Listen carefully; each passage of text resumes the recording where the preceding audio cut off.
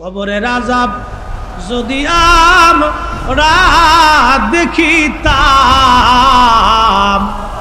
ঘরবাড়ি সারিয়া পাগল হইতাম, ঘরবাড়ি সারিয়ারে পাগল হইতাম। দক্ষিণ কেরানীগঞ্জের মুসলমান, এই মাহফিলে যারা আসলো তারা লাভবান, যারা আসে নাই তারা ভুল করলো রে বাপ, তারা ভুল করলো। বুঝেন, বুঝাইতেছি। নবী বললেন সাহাবীরা, আমার উম্মত উম্মতে মারহুমা। সাহাবীরা বলেন, ইয়া রাসূলুল্লাহ, উম্মতে মারহুমা কি? অন্যান্য সব নবীর উম্মত থেকে এই নবীর উম্মতের 70 গুণ মর্যাদা বেশি। তার ভিতরে একটা মর্তবা উম্মতে মারহুমা, উম্মতে মারহুমা। সাহাবীরা বলেন, হুজুর মারহুমা বুঝলাম না। নবীজি বললেন, সাহাবীরা রে, মারহুমা বুঝে যাও, আমার উম্মত গুনাহ করবে। আচ্ছা বলেন, গুনাহ ছাড়া কেউ আছি? আমার উম্মত গুনাহ করবে, কিন্তু হাসরের ময়দানে গুনাহ মাফ নিয়ে উঠে যাবে।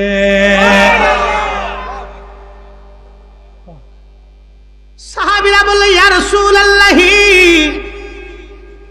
গুনাহ মাফ নিয়ে হাসরের ময়দানে কেমনে উঠবে?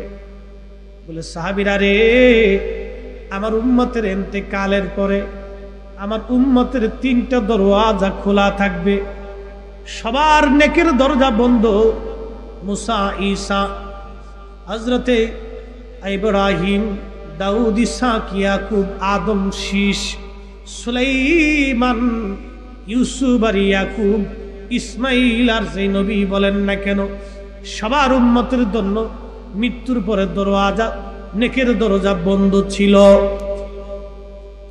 কিন্তু এই নবীর কারণে আল্লাহ উম্মতের নেকের 3টা দরওয়াজা খোলা রেখে দিয়েছে।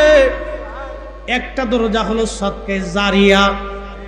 আপনি মসজিদে একটা টিউবওয়েল দিবেন, যতদিন পানি চাপবে ততদিন সওয়াব চলবে। মসজিদে টাইলস দিয়েছেন, ফ্যান দিয়েছেন, মসজিদ বানাইছেন, যতদিন মসজিদ হবে ততদিন নেকি চলতে থাকবে। একটা গাছ লাগিয়ে দিয়েছেন, ফল মানুষ যতদিন খাবে নেক চলবে। একটা ছেলে মেয়ের বিবাহ করিয়ে দিয়েছেন, সন্তান যতদিন হবে নেক চলবে। 2 নম্বর হলো ইলমের খেদমত। একটা ছেলেকে আপনি আলেম বানাইলেন অথবা আলেম বানানোর জন্য সাহায্য করলেন। একটা এতিমকে আপনি লালন পালন করে হাফেজে কোরআন বানাইলেন। ও কোরআন যতদিন পড়বে ততদিন আপনার কবরে নেক চলতে থাকবে। ও আরেকজনকে আলেম বানাবে, ও আরেকজনকে আলেম বানাবে। এইভাবে যতদিন চলবে আপনার আমলনামায় নেক চলতে থাকবে। 3 নম্বর, আউয়ালাদিন সলিহিন ইয়াদউ লাহু। নেক সন্তানরা দোয়া করবে, রব্বিরহামহুমা কামা রব্বায়ানি সগীরা। আমার সাথে পড়েন, রব্বিরহামহুমা কামা রব্বায়ানি সগীরা। উম্মতে মারহুমা গুনাহ নিয়ে কবরে যাবে, গুনাহ মাফ নিয়ে হাসরে উঠবে। এক উম্মত বহু নেক, আল্লাহকে বলবে, আল্লাহ এত নেক তো আর আমি করি নাই। আল্লাহ বলবে, বান্দারে তুমি নেক করো নাই বটে, কিন্তু তোমার আওলাদরা তোমার সদকায়ে জারিয়ার ইলমের খেদমত, তোমার আপনজনদের দোয়া এত পরিমাণে তোমার জন্য আসছে। কোরআন খতমের দোয়া, কালেমা খতমের দোয়া, জিকিরের দোয়া, ফাতিহা মাহফিলের দোয়া, সাদকার দোয়া, নফল ইবাদতের দোয়া, নফল নামাজের দোয়া। এই যে আমরা ফাতিহা শরীফ পড়ি, এর মধ্যে 4 কোরআন খতম আছে। কি কথা কন না কেন? 4 কালাম আছে, 4 খতমের সওয়াব আছে। 10 মিনিটের ভিতরে আমরা 4 কালামের সওয়াব পাওয়া যায়। এই সওয়াবগুলি আল্লাহ বহুগুণে বাড়াইয়া কিয়ামতের ময়দানে বহুত পরিমাণ আল্লাহ বাড়ায় দিবে। তার মানে তরিকা নেওয়ার কারণে আমরা হাতির মতো হইলাম। হাতি বাঁচলেও লাখ, মরলেও লাখ, বাঁচলেও লাখ, মরলেও লাখ। আমরা যারা দোয়া মানি তারা বাঁচলেও লাখ, মরলেও লাখ। আমাদের দোয়া কখনো বন্ধ হবে না, আমাদের নেকির দরজা বন্ধ হবে না। কথা কেন? আমরা উম্মতে মারহুমার অন্তর্ভুক্ত, আমরাই অরিজিনাল মারহুমা। কথা বলেন ঠিক কিনা? কবরের আযাব যদি আমরা দেখিতাম, ঘরবাড়ি সারিয়া পাগল হইতাম, ঘরবাড়ি সারিয়ারে পাগল হইতাম। নবীজি বললেন ওই কবর এত ভয়াবহ, আল্লাহ 99টা সাপ ওই কবরের ভিতরে থাকবে। একটা সাপ যদি দুনিয়ার ভিতরে নিঃশ্বাস ছাড়ত, পৃথিবীতে কোনোদিন ফসল হতো না, গাছে ফল হতো না রে। কবরের ভিতরে এত কঠিন যন্ত্রণা একটা সাপ। কাফেরদের জন্য, বেঈমানদের কবরে 99টা সাপ আল্লাহ দিয়ে দিবে। একটা সাপে যদি একটা কামড় দেয়, 40 বছর পর্যন্ত বিষের ক্রিয়া শরীরের মধ্যে চলতে থাকবে। 99টা সাপ তারে দংশন করতে থাকবে, কামড়াইতে থাকবে। কবরের আযাব যদি আমরা দেখিতাম, বলেন কবরের আযাব যদি আমরা দেখিতাম, ঘরবাড়ি সারিয়ারে পাগল হইতাম, ঘরবাড়ি সারিয়ারে পাগল। সহিহ বুখারী থেকে বুঝাইতেছি, মনোযোগ দেন। আল্লাহর নবীজি 2 কবরের পাশ দিয়ে যাচ্ছে। এমন সময় নবীজি বললেন সাহাবীরা দাঁড়াও। সাহাবীরা দাঁড়াইলেন। আল্লাহর নবী বললেন পাশে একটা খেজুরের গাছ, একটা ডাল কেটে নিয়ে আসো। ডাল কেটে নিয়ে আসা হলো। ডাল থেকে নবীজি 2টা টুকরা করে নবীজি 2 কবরে ডাল গেড়ে দিলেন। সাহাবীরা বলল হুজুর বিষয়টা তো বুঝলাম না, 2 কবরে ডাল কি জন্য আপনি গাড়লেন গো নবী? নবীজি বললেন সাহাবীরা তোমরা দেখো না, কিন্তু আমি নবী দেখি 2টা কবরের মধ্যে ভয়াবহ আযাব হচ্ছে। কবরের আযাব বড় ভয়াবহ। ওই কঠিন কবরে কঠিন আযাব হয়। নবীজি বললেন সাহাবীরা রে 2টা ডাল এই জন্য আমি গেড়ে দিলাম। 2টা ডাল যত সময় পর্যন্ত তাজা থাকবে, ওই ডাল আল্লাহর জিকির করবে। ওই ডালের জিকিরের জন্য 2টা কবরের আযাব আল্লাহ মাফ করবে না। আরো জোরে বলে। তো 2 কবরে সহজ 2টা কারণে কবরে আযাব হয়। 1 নাম্বার কবরে আযাব হয় প্রস্রাব করার পরে সে পবিত্রতা হতো না, ঢিলা কুলুপ করতো না, পর্দা করতো না। আমাদের দেশের অনেক ছেলেপেলেরা যেখানে সেখানে ওই সেলো মেশিন স্টার্ট করে দেয়। কি কথা কন না? গাছের বেলায় সেন্ডারে কইলা যেখানে সেখানে ওই দাঁড়ায় যায়। কেউ গাছের গোড়ায় দাঁড়ায়, কেউ ওই আপনার দেওয়ালের সাথে ঠেস মেরে দিয়ে দাঁড়ায়। এইগুলি না পর্দা করতে হবে প্রস্রাব করার সময়, এরপরে ঢিলা কুলুপ করতে হবে।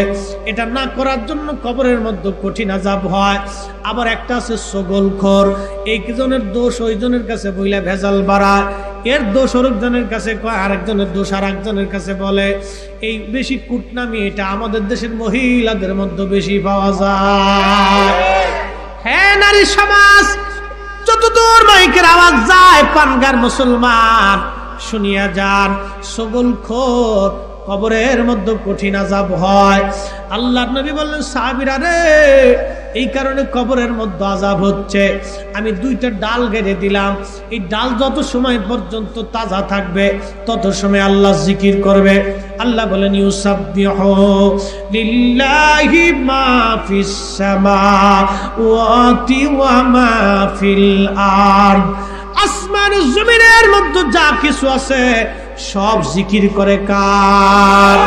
আপনার বাড়ির কুকুর, বিড়াল, হাঁস, দুম্বা, এই ছাগল, মহিষ, আর এই মুরগা, কবুতর, এই পশু পাখি, গাছ, তরুলতা পাতা, আসমান, জমিন, জমিন দুনিয়া, পাহাড় পর্বত, এই দাবাবু যা কিছু আছে সব জিকির করে কার? আল্লাহর নবী বললেন, ওই গাছের ডাল আল্লাহ জিকির করবে, ওই জিকিরের জন্যই কবরের আযাব হালকা হবে। এখন আপনাদেরকে প্রশ্ন করি, জবাব দিবেন। ডালের জিকিরে যদি কবরের আযাব মাফ হয়, তাহলে আমাদের জিকিরে কবরের আযাব মাফ হবে কিনা? হবে। গাছের ডালের জিকিরে কবরের আযাব যদি মাফ হয়, তাহলে আমরা কবরের পাশে যাইয়া কোরআন শরীফ পড়িয়া, দুরূদ শরীফ পড়িয়া আমরা যখন দোয়া করি, কবরের আযাব মাফ হবে কিনা? আমরা আজকের মাহফিল করে, ইসালে সুয়াব করিয়া, ফাতিহা করিয়া, মরহুমদের জন্য দোয়া করাইয়া, কোরআন শরীফ খতম দিওয়াইয়া, জিকির আজগার করাইয়া, দোয়া দুরূদ পড়াইয়া, এই মরহুমদের জন্য দোয়া করাইলে কবরের আযাব মাফ হবে কিনা? হযরত ঈসা আলাইহিস সালাতু ওয়াস সালামের উম্মতেরা ঈসা নবীকে বলেন, ও আল্লাহর পয়গম্বর, আপনি তো খোদার হুকুমে মরাকে জিন্দা করতে পারেন, তাহলে আমরা তো নূহ আলাইহিস সালামের ঘটনাটা জানতে চাই। তো নূহ আলাইহিস সালামের সন্তান ছিলেন হাম, সাম, ইয়াফেস। হাম, সাম, ইয়াফেস, হাম, সাম, ইয়াফেস এবং কেনান। নূহ আলাইহিস সালামের 4টা সন্তান, হাম, সাম, ইয়াফেস, কেনান। তো আপনি একজন নূহ নবীর সন্তানকে জিন্দা করাইয়া নূহ আলাইহিস সালামের মহাপ্লাবনের ঘটনাটা একটু শোনায়া দেন, আমরা একটু বাস্তবে শুনতে চাই।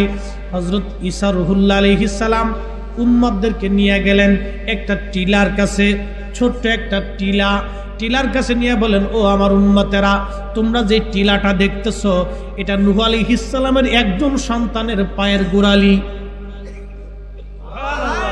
তাহলে মানুষ কত বড় ছিল একটু চিন্তা করেন। ওই মরা মানুষ মাটি হয়ে গেছে, টিলার মতো হয়ে গেছে, মাটি হয়ে গেছে।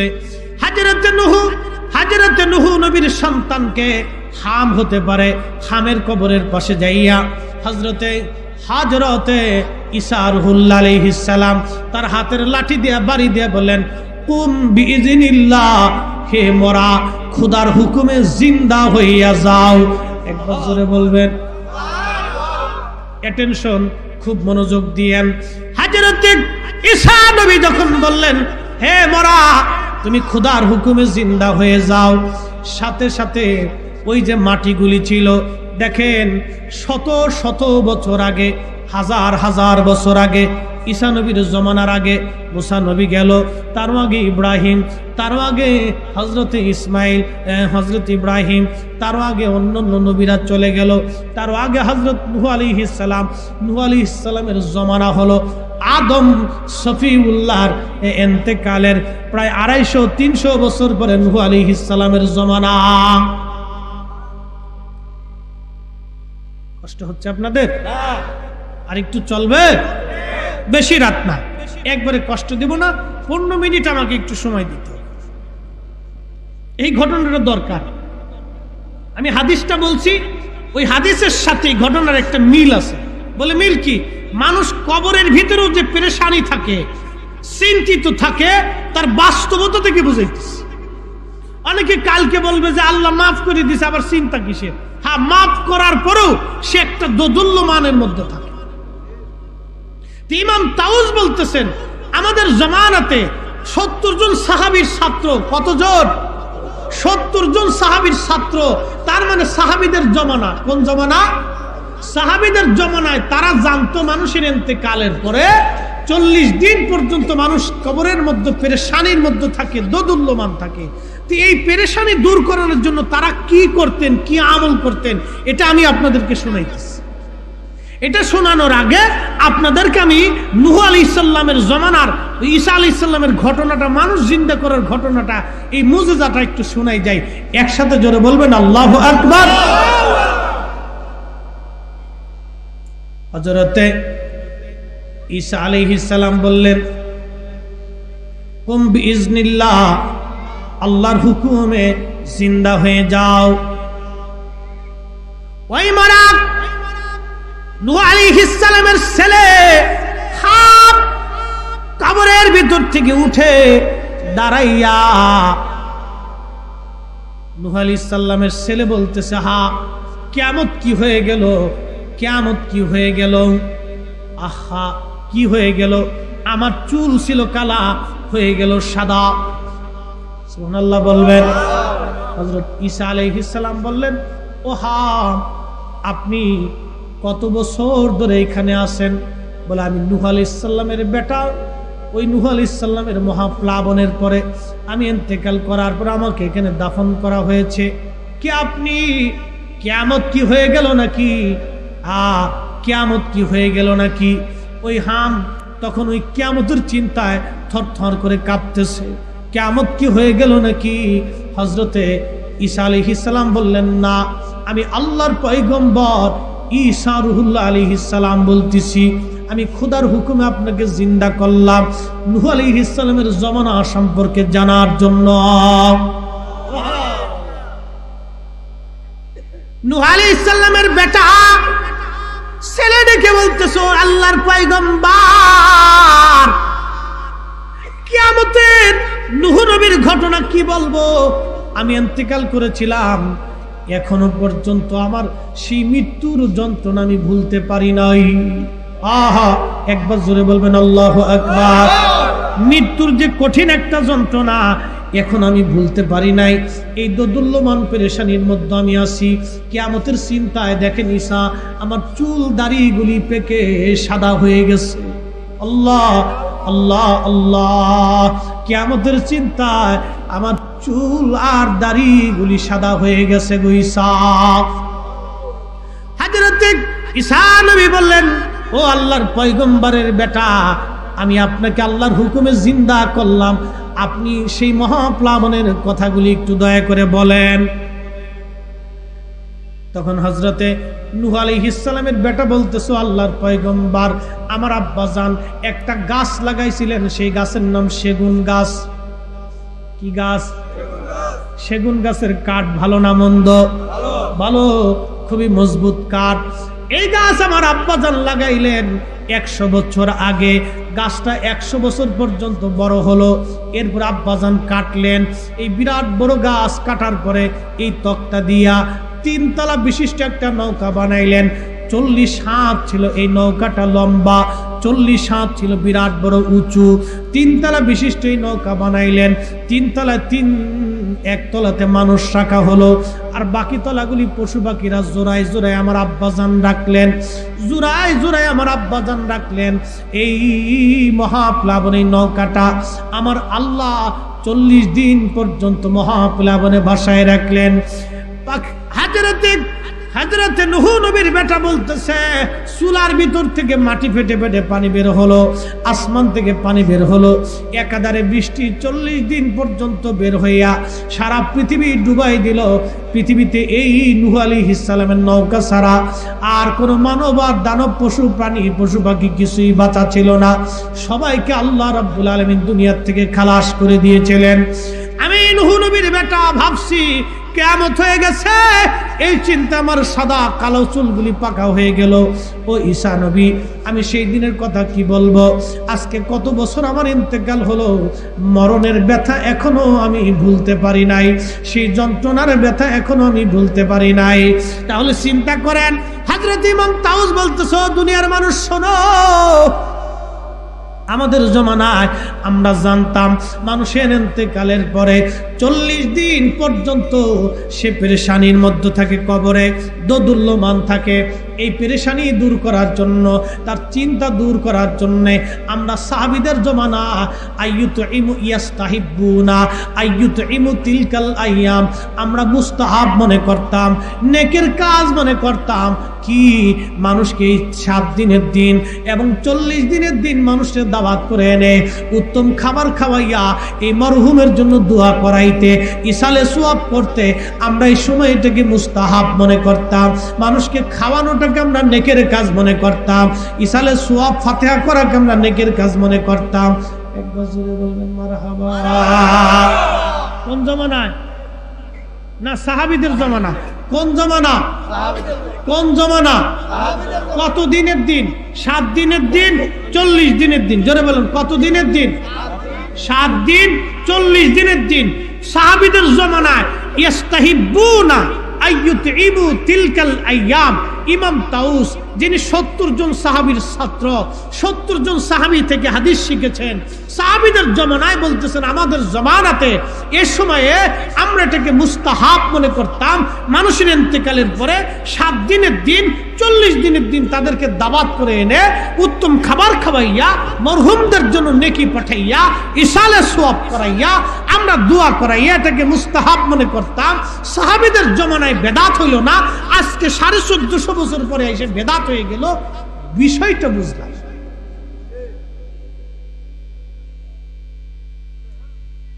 নবীজি বলেন খায়রুল কুরুনি সুম্মাল্লাযীনা ইয়ালুনাহুম সুম্মাল্লাযীনা ইয়ালুনাহুম।